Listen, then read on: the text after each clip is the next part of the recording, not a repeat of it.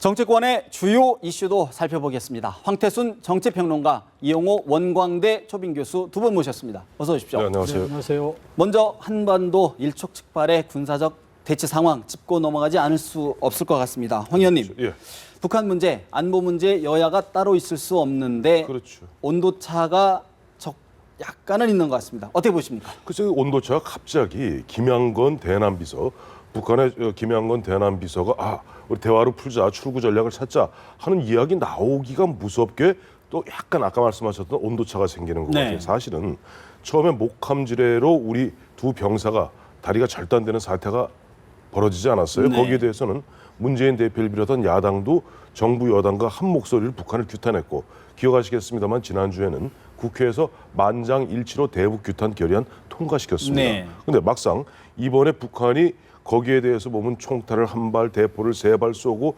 긴장이 고조되는 가운데 비슷한 시간에 10분 사이를 두고 그쪽 군 쪽에서는 굉장히 강한 목소리로, 그다음에 대남 정책을 총괄하는 김양관 대남 비서는 뭐 얘기 한번 해봅시다. 전형적인 이른바 양동작전, 교란작전 이런 부분이거든요. 네. 그런 부분에서 우리 내부에서 어떤 그런 부분에 대해서 지금 약간의 흔들리는 모습, 아까 온도차라는 표현을 쓰셨습니다만은 네. 아까 조금 전에 백군기 장군, 백군기 의원도 그 말씀하셨는데 저는 야당에서 이럴 때일수록 조금 뭐랄까 좀 한 템포를 늦춰줬으면 좋겠어요. 왜냐하니까 그러한 부분들을 자칫 잘못하면 북한에게도 잘못된 시그널을 줄 수 있고, 우리 내부에도 뭐 사실 보면 그렇게 막 긴장이 고조되면 또 거기서 웬만하면 참고 넘어가지, 뭐 우리가 뭐 60년 동안 맨날 주워 터져왔는데 뭐 한 대 더 맞는다고 뭐 이렇게 나약한 목소리 나올 수 있습니다. 네. 그런 목소리 자칫하면 커질 수가 있어요. 이번에야말로 대통령께서도 보면 지금 3군 사령부 용인에 있습니다만은 가서 전체적으로 총괄하는 가운데 이번만은 한번 제대로 본때를 보여주겠다. 그야말로 더 이상 잘못된 버릇, 그 도발하고 또 보면 거기서 적당히 타협하고 또 보상해주고 이런 어떤 그 악순환의 고리, 끊기지 않는 악순환의 고리를 갖다 이번에는 단단히 한번 끊어놓겠다는 우리 국군 통수권자의 의지가 담겨 있는 부분이라면은 야당도 조금 불만스럽겠지만 지금 목소리를 갖다가 조금 좀 이 목소리를 코드를 맞춰주셔야지.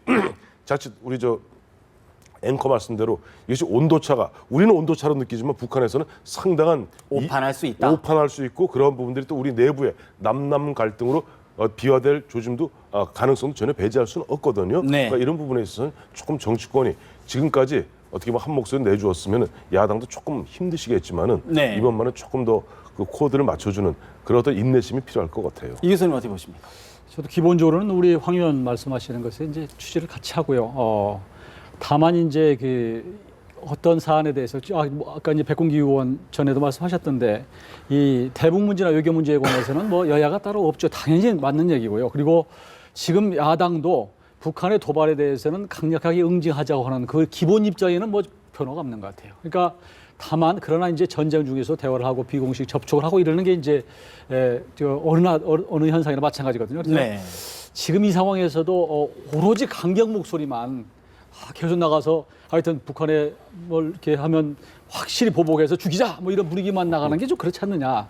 그러니까 한편에서는 대화를 모색하는 게 어떠냐고 하는 것은 저는 그렇게 봅니다. 이게 남남 갈등으로 꼭 이렇게 보기보다는 정부 측에 한쪽에 여지를 좀 주는 것이죠. 야당에서는 얼마든지 얘기할 수 있으니까 역할을 분담해서 그런 측면으로 좀 접근하는 건 나쁘지 않다고 보고, 북한에서도 이제 김양건 그 노동당 비서가 뭐 이렇게 사태를 수습하고 출구를 마련해보자 이런 얘기를 하고, 한쪽에서는 또 총참모본부에서는 뭐 48시간 내에 확성기를 끄지 않으면 군사행동 돌입하겠다. 이게 우리가 볼 때 그 현상을 보고 북북 갈등이 있다고 해서 얘기는 않거든요. 그러니까 우리도 남쪽에서도 사실 한쪽에 좀 테러를 조금은 여지를 주면서 이런 정도 명분을 주는 정도는 좋다. 그러나 예를 들어서 북한에 이제 북한 얘기하는 게 무슨 뭐 그 어떤 뭐 포탄 이 그 도발에 대해서 예를 들어서 그 자기들은 전혀 지금 안 했다는 거 아니에요, 북한 쪽에서. 그걸 놓고 이제 북한 얘기를 놓고 서로 뭐 옥신각신하면 그게야말로 남남 갈등이죠. 그러나 기본적인 대응에 대해서는 같은 입장을 취하고, 다만 한편에서는 대화의 노력도 필요하지 않느냐. 이건 뭐 할 수 있는 입장이라고 생각합니다. 북한도 화전장면을 쓰는데 왜 우리도 안 쓰느냐? 우리도 똑같이 같은 전략을 써야 된다는 말씀인 것 같고요. 근데 꼭 그렇지는 않아요. 우리 세인간에도 예를 들어 저하고 이용호 교수하고 티격태격 이렇게 먼저 실랭이가 붙었을 때 예를 들면 윤석이 앵커가 제 편인데 이쪽을 꾸짖어줘야지 저를 잡으면 안 됩니다. 잘못한 사람을 그렇죠. 바로 이거는 누가 봐도 8월 4일 날 그야말로 뭐 40 몇 년 만에 목함지뢰를 우리 군을 공격했던 거 아니에요? 그런 것들이 명명백백하면은 우리가 요구하는 것은 사과, 책임자 처벌, 재발 방지 요구입니다. 근데 그런 부분에 대해서 우리가 보면 이번에 그동안 쭉 작년부터 한 11년째 꺼놓고 있었던 대북 그 방송을 틀었잖아요. 확성기를. 거기에 대해서 좀 발끈하고 있는 것이거든요. 근데 흔히 전 군사 전문가 아닙니다만 군사 전문가들한테 물어보니까 3단계가 있대요. 심리전에는. 네. 제일 아래층 단계가 대북 확성기. 그럼 뭐 기껏해 한 20km 정도 나가니까. 근데 조금 더 나가면은 그다음에 대북 전광판. 네. 3단계는 2004년에 중단되고 있는 대북 전단. 이런 부분들을 갖다가 단계적으로 올려가면서 상대방에게 어떻게 보면 좀 압박을 가할 때 가야 되는데 우리 까빠가 잊고 있는 게 있어요. 지금도 여전히 북한은 자신들이 8개 내지 10몇 개의 핵을 갖고 있는 핵 보유국이라고 으름장을 놓으면서 사사건건 우리를 윽박지르고 있고 네. 불종을 강요하고 있거든요. 이런 가운데 마치 우리의 의지를 테스트라도 해보려는 듯 쾅 쳤는데 이런 부분에 아까 이제 우리 이 교수님 말씀대로 물론 이제 이게 만약 정상적인 국가 간의 그런 어떤 외교라면은 맞습니다. 보면은 강온해갖고 조금 여지를 열어놓는 것 있을 수 있겠습니다만 지금 상황 좀 다르다. 지금 이 순간에 지금 아직 우리 정확히 따지면 김정은이 얘기했잖아요. 내일 5시 자기 시간은 5시 우리 시간은 5시 반. 그때부터 전시 상태 들어간다면서요. 그렇다면 여기에서 우리가 뭘 끈다든가 여기서 나약한 목소리가 나온다는 것은 북한에게 잘못된 시그널을 줄 수 있다는 말씀을 드린 겁니다. 황 의원 말씀에 저도 전적으로 같습니다. 그러나 이제 이 상태에서 야당도 뭐 묻지마 대화를 하라고 요구하는 것은 안 되는 거고요. 그러니까 야당도 지금 이 얘기는 이제 정부의 입장에 당연히 힘을 실어주고 다만 이런 긴장을 계속 고조시키는 한쪽으로만 갈 것이 아니라 한편에서는 좀 테러를 차단하는 역할을 할 필요가 있다 이런 얘기를 하는 것이죠. 알겠습니다. 이제 정치권 이슈 하나만 짚어보겠습니다. 한명숙 전 국무총리 어제 대법원 판결로 의원직 상실뿐만 아니라 징역형이 확정이 됐습니다. 네. 황 의원님, 어제 대법원의 판결 어떻게 평가하고 계십니까? 대법원의 판결은 저는 대법원 판결은 항상 옳든 그르든 간에 존중되어야 한다고 생각합니다. 대한민국에서 그래도 가장 우리 국민들이 믿거니 하는 그런 기관은 사법부거든요. 사법부에서도 1심, 2심을 거쳐서 3심, 그것도 어제 같은 경우 소부, 4명이 하는 소부가 아니라 13명 대법관 전원이 그야말로 2년 넘는 그 어떤 심리 과정을 거쳐서 결국 결론 낸 거 아니겠습니까? 근데 그런 부분에 대해서는 존중되어야 되는데 보니까 문재인 대표라든지 한명숙 전 의원 같은 경우는 뭐 정치 탄압이다, 뭐 사법부가 정치화되어 있다는 그런 얘기는 굉장히 어울리지 않는 얘기인 것 같아요. 그런 부분에 있어서 오히려 보면은 국민들께 심려를 끼쳐드려 죄송하다는 어떤 사과의 말씀을 갖다가 하시는 게 맞지. 거기서 지금 우리가 뭐 유신시대입니까? 그리고 굳이 그 대법원이요. 바로 한명숙 전 의원에게 징역 2년과 8억 8천을 때린 그 대법원이 바로 2년 전에는 5만 달러 부분에서 무죄를 선고해 줬습니다. 그때 뭐라고 그랬습니까? 현재 야당. 그것도 바로 2013년 3월이에요. 박근혜 정부 출범한 직후입니다.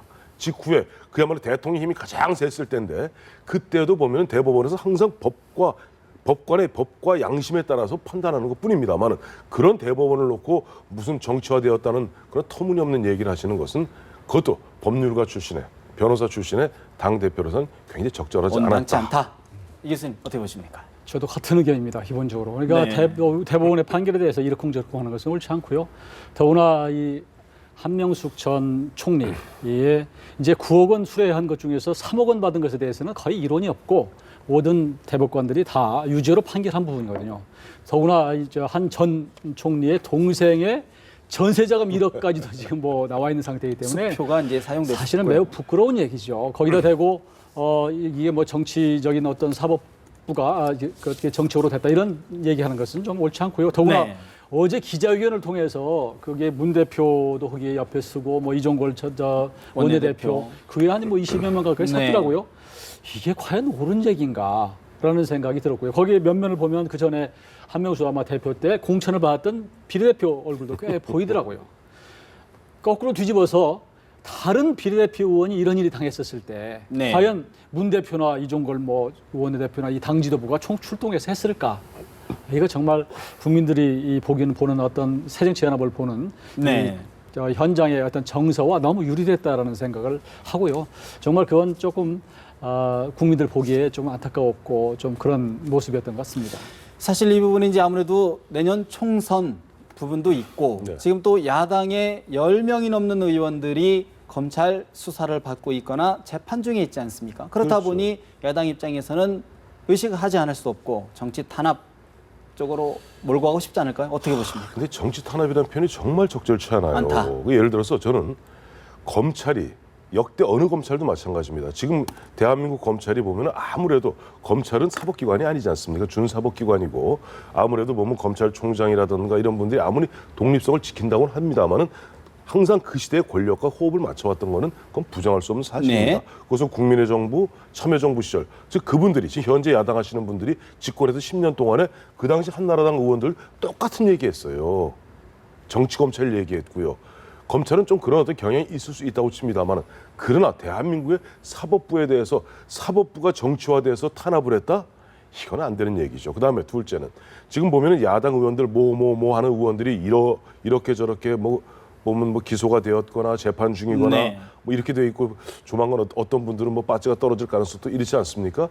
그런 부분들이 아니 예를 들어서 뭐 검찰이 딱 여당은 빼고 야당만 뭐 뒤져서 그렇게 했는지 모르겠습니다만 전 보면 여당 의원들 상당수 걸려 있거든요. 지금 그런 부분에 있어서 그분들이 이것이 우리가 지금 재판에 걸려 있는 것이 정치 보복이라고 얘기한다고 그래서 이 개명천재 솔직히 말씀드리면 예전에 저희가 우리 저나 이 교수는 학교 다닐 때는 대통령 이름 함부로 불렀다가 잡혀가던 그런 시절이 있었어요.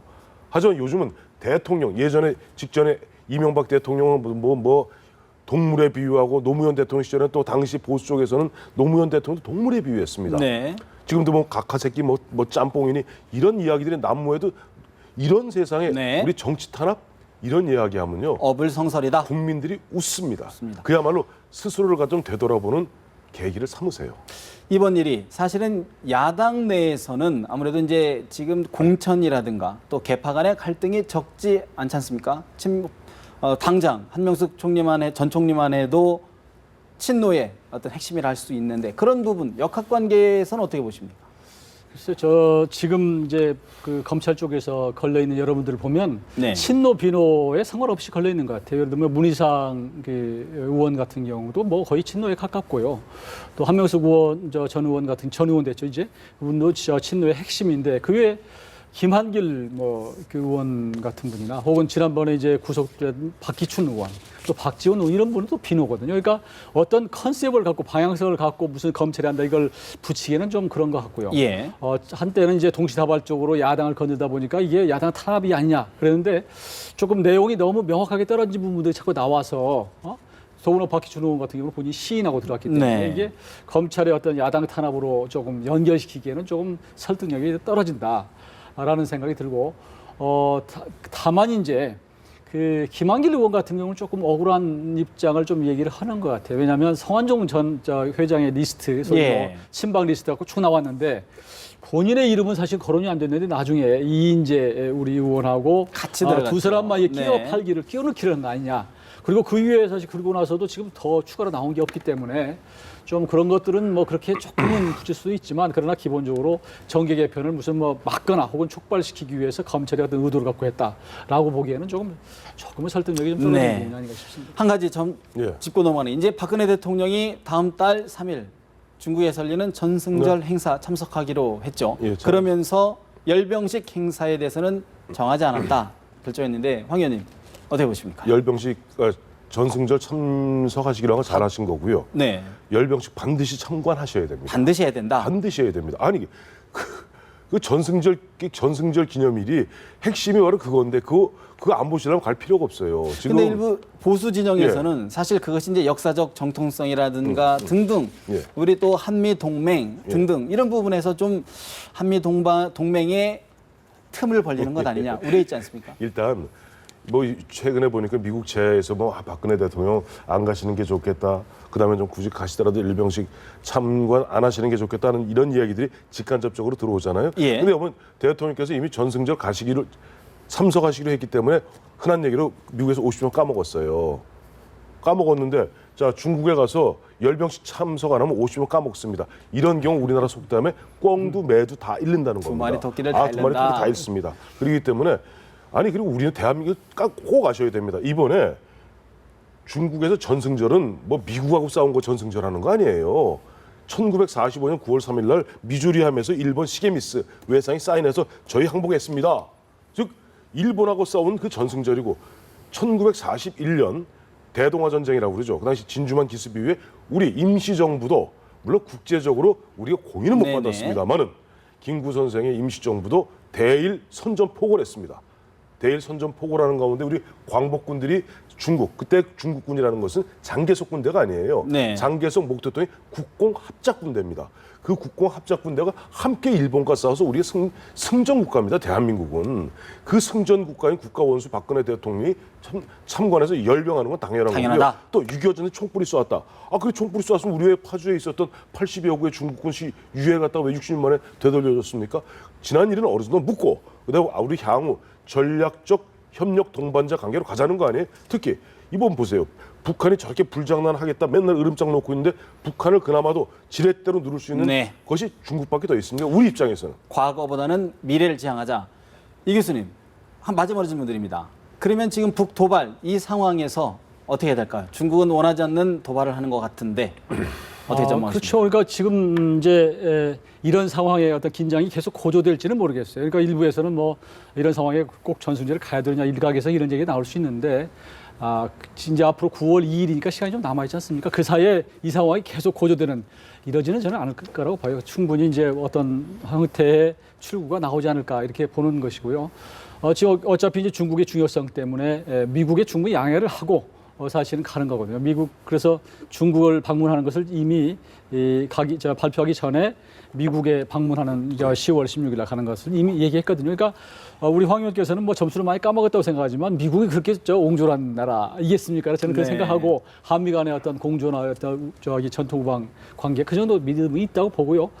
아까 이제 열병식 얘기를 했는데 저도 열병식은 반드시 해야 된다고 봅니다. 네. 왜냐하면 가서 대한민국의 대통령이 중국의 군대, 거기에 북한의 군대 이런 사람이 사실 해주면 오히려 거기 하는 사람도 이상하게 생각할 거예요. 야, 이 한국의 대통령 앞에서 내가 해야 되나? 네. 그렇기 때문에 오히려 당당하게 사회를 받는 것이 옳다고 보고요.